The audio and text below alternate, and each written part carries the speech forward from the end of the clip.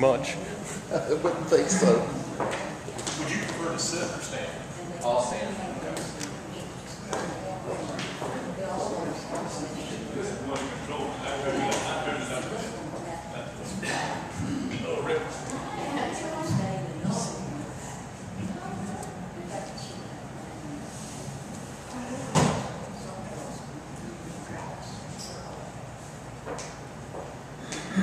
Well, I don't think I need to do a real long introduction. Y'all know Rick Harrison pretty well here. He was here before you knew me, so I'll just say that it's an honor to have him here as one of the leading disciples historians to lead us in our opening session. And I'll just hand it right on over to you, Rick. Thank you very much for being here.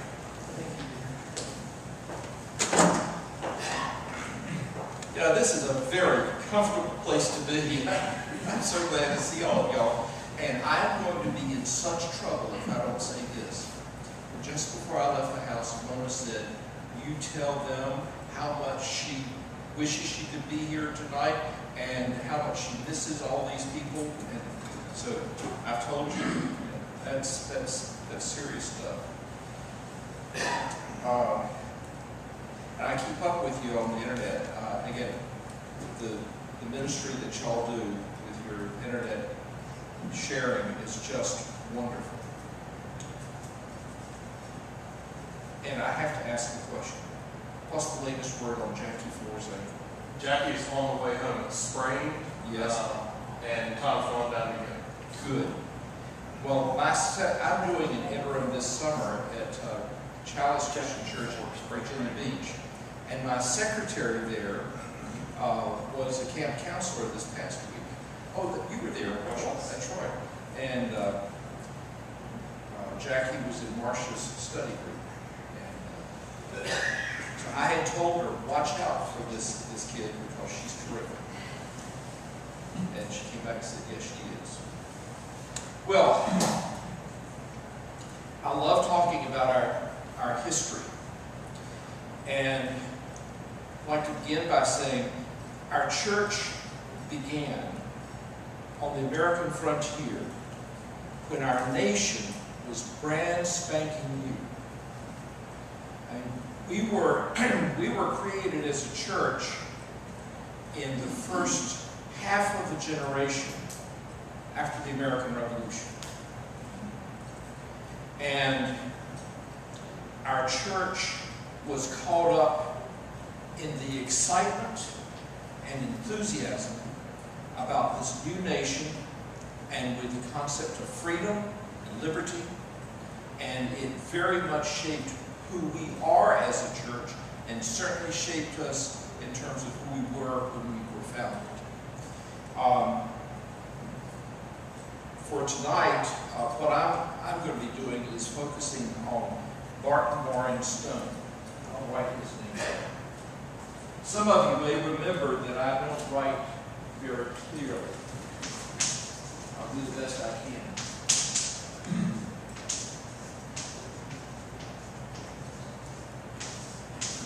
Barton Stone was born in Port Tobacco, Maryland, which is right across the Potomac from Northern Virginia. It's almost across from Mount Vernon. So it was a little community. Port Tobacco gives you an idea that it developed as a place where tobacco, one of the earliest crops in America, was shipped mostly to England. And Barton Stone's grandfather was the first Protestant governor of Maryland. You may remember that Maryland was founded as a Roman Catholic colony. And when it was founded, freedom of religion was limited to Trinitarian Christians. That is, only Christians who believed in the Trinity were allowed to live in Maryland. And therefore, places like Richmond had an influx of some of the first Jewish settlers to America. We have quite a number of synagogues in Richmond and the surrounding area. Well, one reason is because our neighbors to the north didn't allow Jews to live there. And so that's been to our benefit. But Barton Stone's grandfather, as the first Protestant governor of Maryland, shows that he came from a family of prominence. His father died. Now, Barton Stone was born in 1772. His father died 2 years later, and he had several brothers and sisters. His mother had to decide what to do with the family, and so she sold the land. It was land that had been used primarily for raising tobacco, and the land had been used for tobacco for quite a few years. And in those days, the land would simply give out in terms of its ability to grow very well. And so she sold her land and took her children to Danville, somewhere around Danville. And so Barton Stone and his brothers and sisters were raised around Danville. Now, Stone and his family were Episcopalians, and presumably Stone was baptized in an Episcopal church as an infant. We don't know that for sure because this happened in many churches soon after he was born or before he was very old. The church burned, and they lost all their records. And in Virginia, an appalling number of courthouses have burned in their early history. And we've lost a lot of records, important records in Virginia that way. Well, Stone was born Episcopalian. His mother took the children to what was already frontier. Danville was frontier in those days. And the records from there don't exist very, very well. And so we don't know exactly where they lived. We know that from what records we have that it was around Danville, but we don't know exactly where. And as a part of the estate that was sold, there had been several enslaved people who had been sold, and each of the children received $1,000 bequest from the sale of the slaves. And Barton Stone, like a couple of his siblings, took that bequest and went to school to get some education so that they could better themselves. Barton Stone went to a college founded by Presbyterians down in North Carolina near Greensboro. Well, from Danville to the Greensboro area is not far at all. I've made that trek on occasion. It's not far at all, unless you get behind a couple of trucks. There's a lot of two-lane roads down there. But so Stone, as a 16, 17, 18-year-old, went down to this academy, and it was run by Presbyterians. And these Presbyterians were Presbyterians who'd gotten caught up in revivals that had been going on in America for the last 30 or 40 years before that. I should add at this point, because I think it's very important, Stone's mother was very concerned about the religious faith of her children.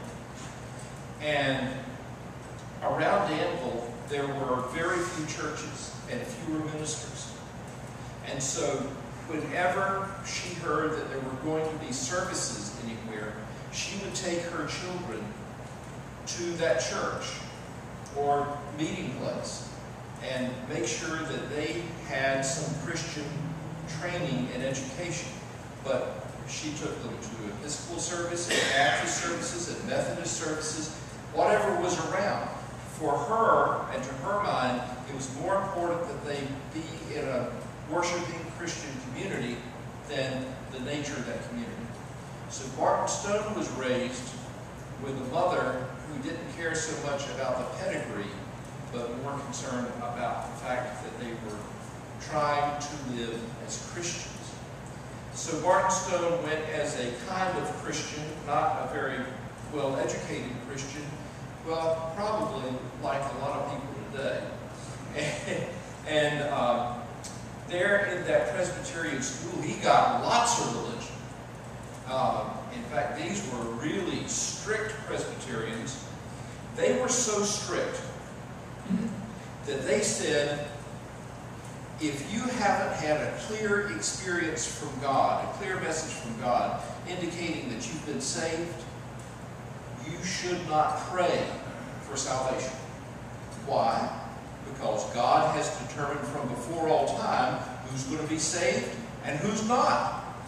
And if you're praying for God to save you, when God made another decision long before time, then you're asking the holy God of the Trinity, the Creator God, to change the divine mind. And that would be a bad thing, because that would indicate weakness in God. It was not a very comfortable place to be for a sensitive young man as Barton Stone was. And like many people on the frontier, many men on the frontier, he would go out into the woods with his Bible and would study and would pray. And what he would pray for was a sign that God had chosen him to do something.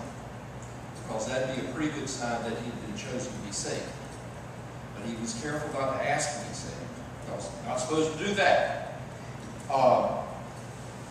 And then when he was close to graduating from this little college, he heard a sermon preached by another Presbyterian minister who had come to the college area to preach. And he preached a sermon on the love of God. Now here was Barton Stone, who had been in and out of churches of various kinds all his life. He tells us that it was the first time in his life that he heard a sermon about the love of God. Now, I find that to be one of the strangest things about his life. Doesn't that sound odd to you? What he heard about, what most people heard about a lot, was God's damning people. Not because they had done something, but because God had chosen that they would be damned before all time. And Barton Stone found in that minister's message hope for himself. And that led him to think in new ways about some of what he had been taught. He was already very much affected by the idea of freedom of opinion in this new nation. And now he was beginning to think new thoughts and thinking that it was all right to do them. And so he went to the Presbyterians and said he was feeling something working inside him, and he thought that maybe he was being called to ministry. And they said, that sounds good. And with what you've taken here at this college, come before our presbytery and we'll examine you, and if we approve you, we'll give you a license to preach. So he did, and he went before the presbytery, and they were meeting at that time in Orange County, North Carolina, which happens to be where a great university is today, and already was by that time. I didn't wear the appropriate colors, but Bill's pants are almost that color, a nice light blue. Your top is a nice light blue. That's the right color. But anyway, that's where he went before these Presbyterians, and they approved him for a licensure, him and another young man. And then they told them that they were to go down into the lower parts of the state. So that'd be the lower parts of North Carolina. That'd be down east, where Lone and I are from. But we don't know exactly where they were going. But they were told to go down there and to help start churches. And so the two of them were on their horses, and they were on their way to eastern North Carolina. And it's obvious that the closer they got to eastern North Carolina, the colder their feet got. And the young man who was riding with him finally said, "I can't do this. I can't do this." He said, "I'm going to take off and go to the wilds of Florida." And so he took off for Florida, and we never heard anything from him again. Well, Barton Stone decided that he was going to leave too. And so he just took off in another direction. And then he stopped for the night at a tavern to spend the night. And there was an elderly woman there who had been at the meeting in Orange County where he had been licensed. And she saw him, and she heard his assignment. She saw him, and she looked at him, and she went over to him and said, "I know what you're doing. You're like Jonah. You think you can run away from the call of the Lord. You think you can get away from what God has said that you ought to do." And so he hung his head and went back to Orange County, to the Presbyterians there, and confessed his sin, and for punishment, they sent him to Kentucky. And he was assigned to preach at two little churches there, and one of those churches was Cane Ridge. The name of the church was the name of the place. It was a ridge, it's just a long line there, it's a ridge, and it had been surveyed by Daniel Boone, and the pioneers had learned that anytime they found a piece of land with a lot of this cane growing, it's not quite like fishing pole cane, but cane, apparently whenever that cane was growing, it meant that it was really good soil. And so they paid attention to it. And Cane Ridge apparently was just covered with that cane, and there's a little bit there still now. They've saved it. And there at Cane Ridge, a little Presbyterian church was there, and they were without a minister. Their former minister had been fired for drunkenness and insubordination. Now they fired him for drunkenness, even though they paid him in little barrels of whiskey. And apparently they didn't want him to sample the wares. Well, it's Kentucky. You know, they had good corn crops, but transportation was expensive. And if they could compress the corn into a product that was able to be transported and sold, they could make a lot more money. And this was, by the way, Bourbon County. By the way, these were all still Presbyterians. But the bourbon-making process in Kentucky had been discovered by a Baptist deacon. Now, you probably have some Baptist friends who would really like to hear that piece of information. But it's true. Anyway, Barton Stone wrote about this little church, and he said, the people there were in many ways good people. He said they worked hard, they fought hard, they played hard, but they didn't worship hard. And he was very concerned about it. And so it was his goal to help them become a more spiritually minded congregation. And it was around this time, this was around 1801, he heard that in southwestern Kentucky there was a revival going on that was really exceptional. So he took his horse and went down to southwestern Kentucky to see what was going on there and see if there's something he could learn and bring back to his church. He went to a church conference to learn something and bring it back to his congregation. Does that sound familiar? Well, that's essentially what he did. And what he found was two little churches, a Presbyterian church and a Methodist church.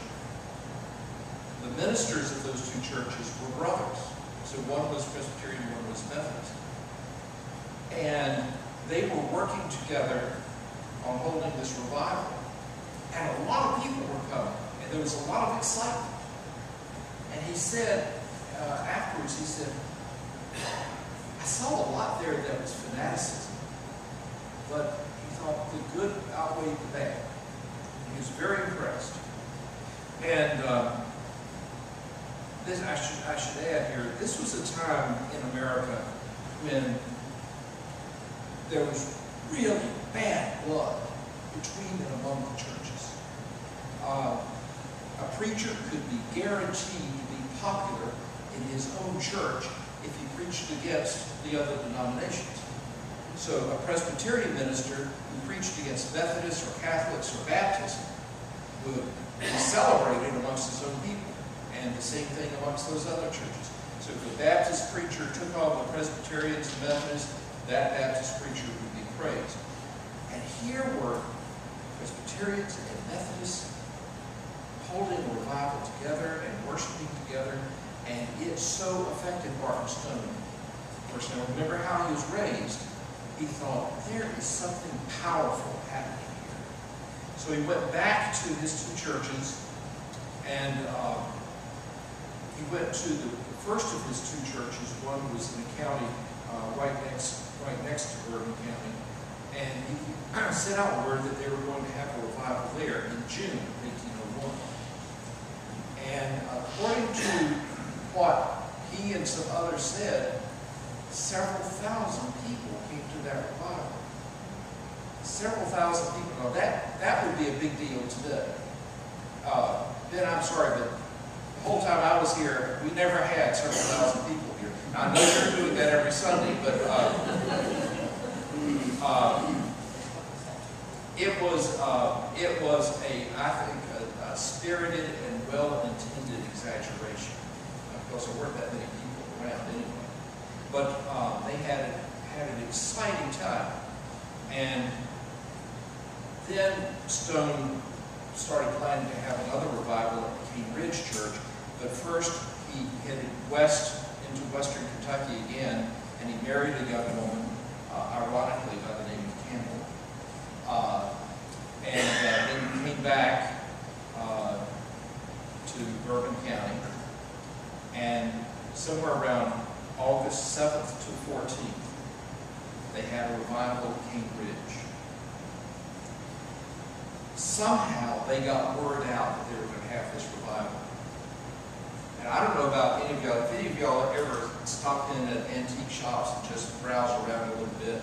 I like to do that. Mona doesn't like for me to do that because she has a hard time getting me out. Because I like to look in the stacks of books and things like that.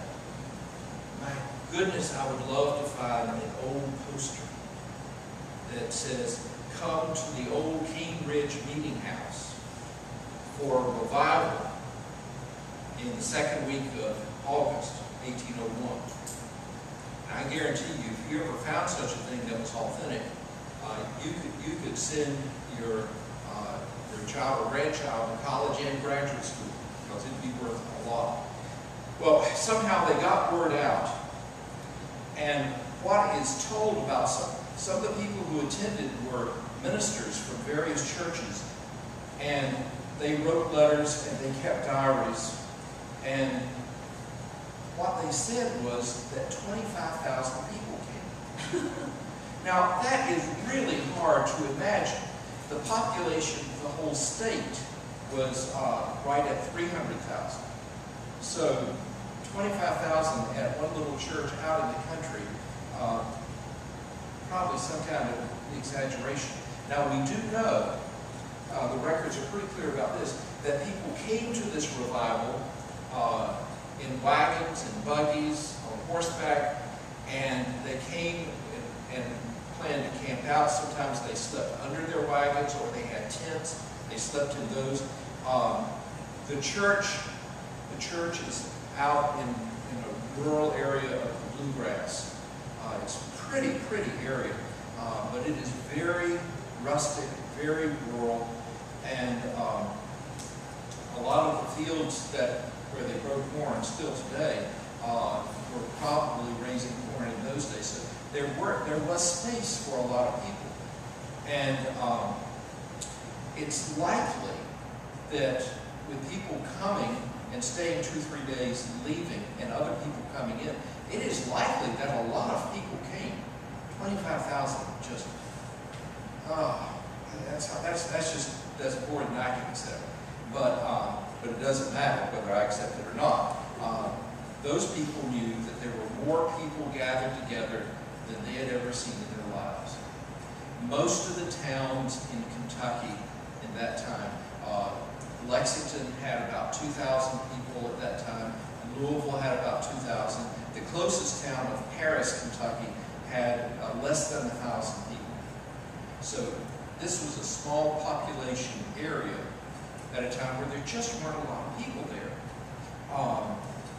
But if you think about people coming to an event, staying a little bit of time, leaving, and other people coming in, well, no telling how many people were there. We also know that there were, because here were these people who mostly lived in tiny towns and in wilderness clearings. Many of them probably lived in log cabins. And they weren't around very many people at a time. And here they were with more people than they had maybe even ever seen at one time. And so there was a lot of excitement. And we know that they were from various denominations, but we also know that most of them, even though they might have called themselves Christians, most of them were not members of any church because there were too few churches. There were too few churches and very few ministers. For Barton Stone's church, now he worked openly with Methodists and invited Methodist ministers to be there. There were also some Baptist ministers there. And we know that on one of the Sundays, they had the Presbyterians got together and had a communion service, and the Methodists got together and had a communion service. We know that there were only 720 or 30 so Presbyterians who received communion. We know that because the Cambridge Church had a certain number of communion tokens. You ever heard of communion tokens? In the Presbyterian practice, on the day before communion, if you wanted to receive communion, you had to go before the elders. Elders, I would include the ministers, of course. You had to go before the elders and be examined as to what you know about the faith and your morality. And if you were approved, you'd be given a little coin, a little token. Now, most of the time, these were little lead coins because once they ran out, they could melt down the lead and make some new ones. In Charleston, South Carolina, Charleston's always thought of itself as a little bit better than other places. Yeah. We know. In Charleston, the main Presbyterian church had silver communion tokens for the white members and paper for the slaves. So even to come to the table, there was a division there. But we know from some of the comments in the letters that were written about this event that there were 730 some, I believe it was, of these lead tokens for the Cambridge Church. So that means only that number of Presbyterians could have received communion. And presumably the Methodists had a similar number, but we don't know. But communion, the reason for the revival was to have communion. And for so many of these people, because there were so few ministers, they not only had a hard time finding a church where they could be a member, they had a harder time finding a church that could have communion. Because you had to have an ordained minister in these churches to have communion. And that was true with the Baptists as well. The Baptist churches didn't have communion unless there was an ordained minister present. So to have communion, and with all these people around, that made this whole experience so much more exciting and powerful, spiritually powerful for these people. And as I said, these people were used to being just around just a very few people, and here they were, at least in large crowds, whether it was 25,000 or not, there were large crowds. And so that was so exciting. And you've been to sporting events where people get excited. And usually very sober people will get downright rowdy and will yell, and especially yell at referees and umpires. You've been in places like that. You've seen that happen, where the excitement of the moment is just fed by all these people being together. Well, they had what Barton Stone called exercises that went on. There was the falling exercise, where in the midst of the preaching, people would just pass out and fall down on the ground. There was there were people who would start jerking spasmodically, and they called that the holy jerks. I've known a few. And there were these people who would sing. Stone describes hearing this sound coming from somebody's chest, the noise coming out of their chest, and he said it was so amazing. It was beautiful and moving, and so there are all these emotional things going on that were really affecting the people. We now know that this is 1801, that in the 1600s and early 1700s in Scotland, among Scottish Presbyterians, especially out in rural areas of Scotland, they were having revivals. So this is 100, 150 years before King Ridge. They were having these revivals where these same kind of exercises were going on. And so it looks like, especially with the Presbyterians, and remember on the frontier at that time, so many of the people were Scots-Irish, and especially the Presbyterians. They came from both Scotland and Ireland. So they would have, their families would have had memories of these revivals, where these people were doing these incredibly emotional things. Now, today we think of Presbyterians to begin with, but especially the Scots being this kind of very outwardly emotional. That sounds very strange. Well, it might help you to know that in the communion services in these Presbyterian churches, especially in Scotland, but also on the frontier, sometimes instead of wine for communion, they served another Scottish adult beverage. And with enough of it, it could affect people's behavior a bit.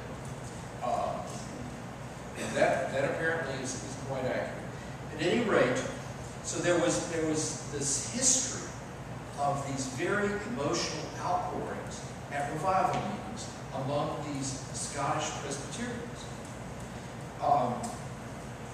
And from King Ridge,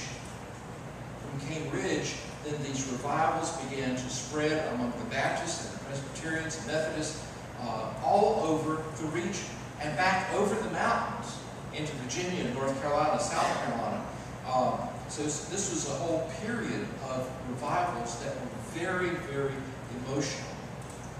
And it led more and more to especially Presbyterians and Methodists working together with each other and changing attitudes about people of different denominational faith. Barton Stone was deeply moved by the fact that these Christians of different backgrounds could work together, and it affected everything else he did. Well, soon after this revival at King Ridge, Barton Stone and some of his close Presbyterian friends got in trouble with some of the other Presbyterians, because some of the Presbyterians said, this is just not right. You must not be worshiping with Methodists. You need to be careful about who's worshiping and praying with you. And so these were mostly young Presbyterian ministers, were called up on charges of not following the proper Presbyterian faith. And they were told that they were going to, they were in danger of having their ordinations, their standing as ordained ministers, pulled, taken away from them. And their attitude and response was, you can't fire us. We're going to go do our own thing.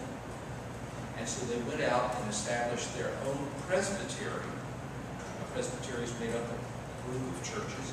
And they established the Springfield Presbytery. It was named after a church actually on the Ohio River where one of these ministers was pastored.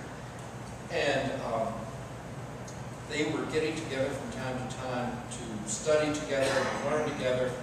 And they came to the conclusion that they didn't want to be just another group of Presbyterian ministers. And in June of 1804, they went back to Cambridge. They had a meeting there, and apparently, following Barton Stone's lead, they decided that they were going to change their name, simply using the word Christian. And this is where the Christian church part of our movement came from. Stone and his Presbyterian friends became Christians. Simply that. And the five ministers that were involved with that wrote a document called The Last Will and Testament of the Springfield Presbytery, in which they said they no longer wanted to be Presbyterians, and they weren't going to, because they said that was a party name, a denominational name. They simply wanted to be Christians. And they encouraged other Christians in other churches to enjoy the liberty of walking away from the confinement of the denomination and to be free to be simply Christians. And of that five, two of them eventually went back to the Presbyterians because Barton Stone started becoming very much a free thinker, and I'll mention that in just a minute. Two of them then joined the Shakers. Now, the Shakers were a radical sect of Quakers. Now, it's hard for me to even say that. Quakers and a radical sect of Quakers. Most of the Quakers I know, and I've known a number of Quakers over the years, there's not a radical thing about them. Very gentle, easygoing people. Well, these were radical Quakers. And the Shakers were led by an English Quaker by the name of Anne Lee. She went by the name of Mother Anne Lee. And the Shakers established colonies, a couple of them in Kentucky. There were some others in Ohio and up in New England. There were a number of these Shaker colonies founded. And among their teachings was that they would live together in communes. And they believed that to reproduce, to have children, was to be too material. And you need to be spiritual. And so the Shakers would not allow married couples to live together. And some of them even taught that you shouldn't watch animals making other animals, even though most of these communes that they had, they were farm communities. And at first, Barton Stone was really impressed by the piety, the deep spiritual faith of these people. Now remember, he had just gotten married. But when he learned about what they taught about marriage, he wanted nothing more to do with it the rest of his life. No, that would not do. But 2 of those 5 Presbyterian ministers in the Springfield Presbytery went the way of the Shakers. And it left, finally, Barton Stone, the only one of the original 5. And some Baptist ministers started accusing him of saying all kinds of things. And he started thinking about Christian faith in new and free ways. He raised questions in his mind about the Trinity. Now, the Trinity is one of the oldest Christian doctrines. It goes back to the 3rd, 4th, 5th centuries. But Barton Stone said, but you know, looking in Scripture, you see reference to Father, Son, and Holy Spirit, but you never see that word Trinity. And you don't see anything in the Bible about God and Jesus being one. So he started thinking afresh about basic Christian doctrines. And he started writing about it. And again, this is that new nation, free thinking atmosphere. And some of his people said, yes, that sounds right. Others said, no, but it doesn't matter. You're free to think that if you want to. And that's what he said. But he got into trouble with some people for thinking that way. Because that is, the Trinity is one of the oldest Christian doctrines. But he was willing to think other ways. He also did not believe that Jesus and God were the same, were one person. He said that Jesus was the Son of God. But that put him in another kind of trouble. And so over the next few years, he was constantly in controversy with other denominations, and he was writing articles and publishing them in magazines and writing little books. A couple of those little books, one of them about the nature of the church, he wrote around 1809, 1810, or 11, in that period, and it was printed. And so far as we know, there are only 5 copies that exist. And it's one of those things. I was in a meeting at Princeton Seminary and took advantage of it to go into their library and look around. And it's a great place. It's one of the greatest seminary libraries anywhere because in its now almost 300-year history, there's never been a fire. And so everything that it's ever had, most of it is there. And so I was back in the shelves and looking there, and I looked up what they had on Barton Stone and Alexander Campbell, and I went in there and I saw a little bitty volume, I pulled it off, and it was this one little book. This was one of the 5, unless anybody knew about it. And it was just on an open shelf. Now I had on my uniform, my blue blazer, and either khaki or gray pants. And that little book would have slipped in my pocket so easily. But I did the right thing. I went to the circulation desk and I said to them, I said, this is one of the rarest books of theology in America. And it's out there just on your open stacks. I suggest this be put in a safe or someplace that is very safe, because this is incredibly rare. And they said, oh yeah, said that. Well, I did what I could do, and I did not walk out. Would they let you copy it? I didn't even ask. Oh shoot, that'd be the first thing I asked. Well, and it was so frail, they should not have allowed me to copy it, even if I had asked for it. That would It was really frail. Oh, Anybody think of Jesus and God as being the same since God is the Son of God? That's the ancient doctrine. Three persons, 3 in 1. Now, what happened? If Jesus is the Son of God, how can he be God? Well, that's the question. And see, that's exactly the kind of question that Barton Stone was asking. But because he's God, he can do anything he wants to. So That's I don't right. care. Well, that's part of it, yeah. Well, then why does he sit on the right-hand side of the throne? Exactly. You're exactly right. But that had been argued We'll for, find out when we get there. yeah, that's right. That had been argued for 1,500 years. But I'm the glad, key, I'm glad we have the freedom of thought. well, and so that's one of our characteristics, and it begins in these earliest days. And I think one of the most wonderful things about our church is that we were raised to believe in the freedom of thought. And in fact, we were taught from the beginning that we were to read our Bibles and to think for ourselves.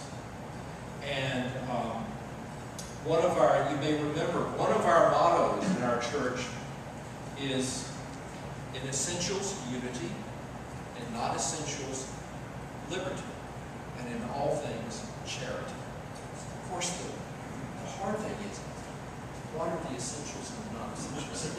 And that's what we can argue about. But amongst disciples, we have most of the time behaved and agreed to celebrate the liberty that our founders gave us. It is a wondrous gift that we have. Absolutely wondrous gift.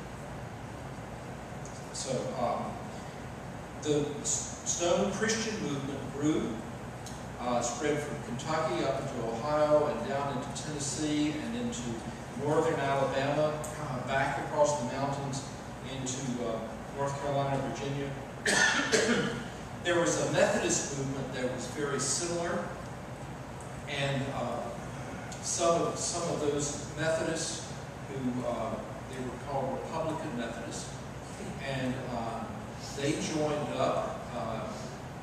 They joined up with some of the Stonites, the Christians, and so there was some joining together of that. But the movement began to grow. Barton Stone moved to Lexington for a while, and while he was in Lexington, I discovered a number of years ago that he became acquainted with the rabbi in Lexington and paid him for lessons in Hebrew so that he could learn Hebrew from someone who really knew it. But again, he was open to learning from a rabbi. And then he settled in the church of the Christian church in Georgetown, Kentucky, which only about 20 miles from Lexington, excuse me. And he had a very active ministry there. Well, his group grew. And then in 1824, he began publishing his own monthly magazine, The Christian Messenger. And he published that monthly magazine until he died in 1844, which gave him an outlet for his ideas and allowed him to reach a much broader audience. Meanwhile, in the early 1820s, he had been hearing about a similar group that you'll be hearing about from Bill. From you, okay. About the Campbells, Thomas and Alexander Campbell. Very similar ideas about the unity of Christians and the freedom of Christian thought. And they had conversations with each other. They argued with each other in their various magazines. And on New Year's Day, 1832, so January 1st, 1832, Barton Stone and a couple of the leaders of the Campbell churches met together in the Christian church in Lexington to Hill Street Christian Church. And there they talked about their various views, and one of the people there was a follower of Alexander Campbell. His name was Raccoon John Smith. Great guy, just great guy. Raccoon John Smith. The name apparently comes from, he was from the hills of eastern Tennessee, and he apparently got his name because they said that he was born and raised up in a holler where all the raccoons lived. And so he got the name of Raccoon. He wore a top hat, a beaver skin top hat. And in the middle of all this conversation in Lexington in 1832, Stone had just spoken, and Raccoon John Smith stood up and said, "I've heard all I need to hear. We don't need to talk about being Stonites or Campbellites or any other kind of light, because the gospel has all the light we need. And I'm willing right here and now to extend my hand to Brother Barton Stone and join together." And Stone stood up and shook his hand and then invited the audience to stand, and most of the people in the audience stood and not only shook hands but embraced one another. There were a few who didn't. I've read one account that says there were some who very clearly took their hands and put them under and sat on their hands so that nobody could shake their hands. I hate to say it, but there were some famous Baptist ministers there, and they were some of the ones to do that. But from that moment, oh, and of course they did a very disciple Christian thing. They then had communion. They shared with each other communion. And then they sent out messengers, 2 by 2, one from each side, to churches around the area, encouraging those congregations to get together with, one of the Christian churches get together with one of the Campbellite churches, and they began joining right there. Now, they sent these people out 2 by 2. Actually, there were 3 of them who went, because there would be 2 from each side to be the preachers, but they also sent out someone who functionally was the secretary-treasurer so they could organize and raise some money. Yeah. Good church thinking. Did we use tokens? Did we use tokens? No, we never did. That was a very Presbyterian thing, but by the time we became clearly something other than Presbyterian, we were not doing that. And I have never seen a record that we ever did. And when you hear about, especially Alexander Campbell, it was that practice that limited who had access to the table that led him to leave the Presbyterian practice. So Barton Stone and his movement continued to grow. 2 or 3 other little things. In the 1790s, when Barton Stone was still Presbyterian pastor of the little church at King Ridge, he had been asked by the Presbyterian authorities there in the bluegrass of Kentucky to go on a trip for them to raise some money for a little college that they had going, which is Transylvania College, which is one of our own right now. And to do that, he was sent down to Charleston, South Carolina, in part because he needed to stop off and see some people about some family business, because his brothers and sisters had scattered, and he needed to do some personal things as well. But he went down to Charleston, and while he was in Charleston, he saw something he had never seen before. Now remember, most of his life, he was on the frontier. But while he was in Charleston, he saw a slave auction. And he saw husbands and wives and parents and children separated. And it so revulsed him. He came back to King Ridge speaking very strongly about the evils of slavery. And in fact, the King Ridge Church, even before 1800, became a pro-abolitionist, not abolitionist, but an anti-slavery church. And that church even sent out some ministers who had been slaves and who had been educated and who had the gift for preaching and leading, and they were sent out to speak at revivals and various things. And one of them, ironically, from the Cane Ridge Church, was named Alexander Campbell. No relationship, but it's just really interesting, really interesting. And so a number of different things begin to appear here. His liberty of thought led him to take positions that were not necessarily popular, both on theological issues and on social issues. And he was not afraid to do that. He was late in his life. He got so tired of living in a state where one human being can own another human being. He left Kentucky and went to Illinois, near Jacksonville, Illinois. And we have a retirement home in Jacksonville, Illinois now. That's the Barton W. Stone home, as you can imagine. But he spent time in Illinois and was there at the time of his death. Now, somewhere along in there, one of his children met an interesting young man just across the river, the Mississippi River. A young man who was working in a printer shop and who would later write a lot of books, such as Huckleberry Finn. And so one of the people that Stone and his son met early on was Mark Twain, which is an interesting thing.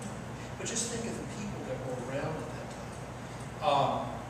He may have met, because he didn't live far from Springfield, who knows, he may have met Abraham Lincoln. I don't know that. I could probably just say he did, and so Southwestern Kentucky, by the way. That's right. That's exactly right. Because I've been down there where he was born and raised. Been down around Knob Creek in that area. Illinois didn't like to talk about it. No. But his mom raised him upright. So, part of our church, the Christian church part of our church, came from the mind and especially the heart of this absolutely marvelous human being, Barton Stone, who had been raised, born in Maryland, raised in Virginia, and educated in North Carolina. That's a pretty good pedigree anyway. I personally think, we can really be proud of these founders of our church if we look at them in their lives as an inspiration for things that we might do, ways in which we might think freshly and be open to people and to be tolerant of a variety of views. These were extraordinary people in an extraordinary time. It was an extraordinary time in our country. Think of those people who lived there. Barton Stone, as a boy, would have known that Thomas Jefferson was president. He would have known as well. He would have known that Washington was president and Adams, because he was born in 1772. Just imagine what an extraordinary gathering of human beings. What a gift to the world. Any questions?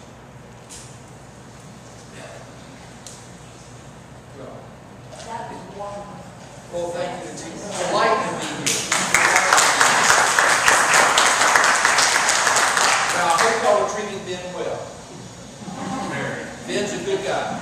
Yeah. Really good guy. You don't have to tell it to us. I know that. And embrace it. I know that.